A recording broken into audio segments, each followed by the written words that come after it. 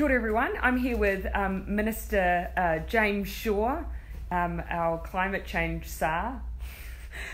We've had much deliberation about where we should stand in the office for this, so we've chosen the backdrop of the victory harvest behind us. We've just come from the legislative chamber where we've been with representatives from our primary sector to announce the latest changes, the latest progress on our climate change reforms. So, Mr. Shaw, do you want to tell us a little bit about what we talked about down there?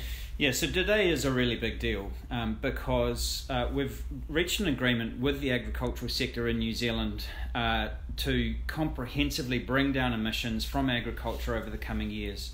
And it includes a commitment to legislate to price agricultural emissions. And we will be the first country in the world to do that.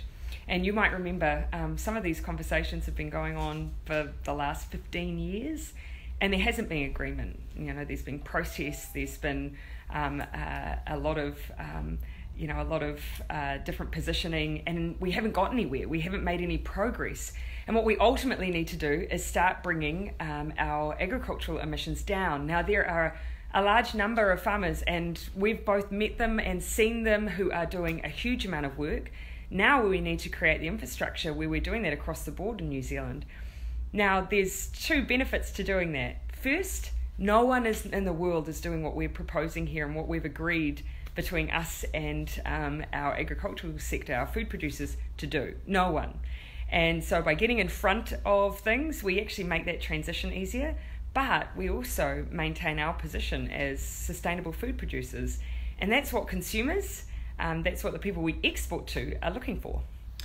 At the same time, this is a huge work program. It's going to come through for the next 5 years and beyond, in fact. The legislation that we're introducing into the House today, the Emissions Trading Reform Bill, comprehensively reorganises our emissions trading scheme and includes provisions to ensure that we hold ourselves to the commitment with the agricultural sector that we've just announced today.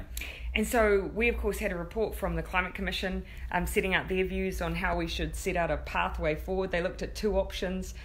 What we've done, I think, is develop actually taking some of what they were saying around actually farm by farm is the way to go, and we've completely accepted that, and that's what we're going to be legislating for.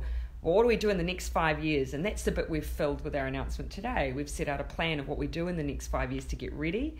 And as the Minister says, if we don't make progress, then we've got provisions in law that we can trigger to hold ourselves to account, all of us.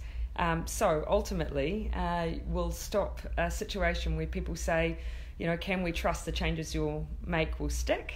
Our answer now is yes, because we've done it together. So no need for that ongoing disharmony in this space. No need for that faux rural-urban divide. We've found solutions together. They'll stick, and they are world leading. And I think we can all be proud of that. So, thanks everyone.